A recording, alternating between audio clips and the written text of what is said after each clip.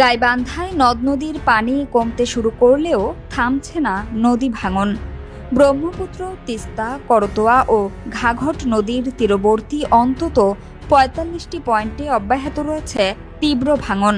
এতে বিলীন হচ্ছে ঘরবাড়ি ও আবাদি জমি, আর আশ্রয়হীন হয়ে পড়ছেন নদীপাড়ের বাসিন্দারা।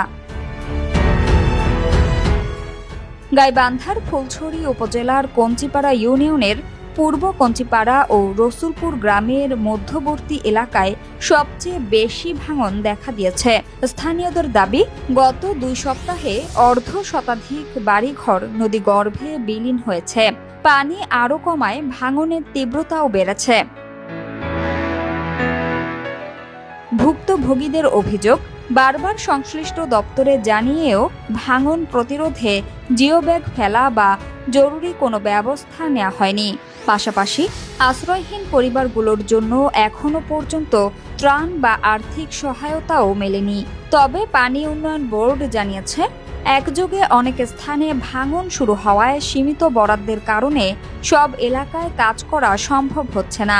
ইতোমধ্যে ৪৫টি ঝুঁকিপূর্ণ স্থানের মধ্যে ১৫ থেকে ২০টি এলাকায় জিওব্যাগ ফেলে ভাঙন রোধের কাজ চলছে। স্থানীয়রা দ্রুত সব ঝুঁকিপূর্ণ এলাকায় জরুরি প্রতিরোধ ব্যবস্থা গ্রহণ এবং স্থায়ী বাঁধ নির্মাণের দাবি জানিয়েছেন।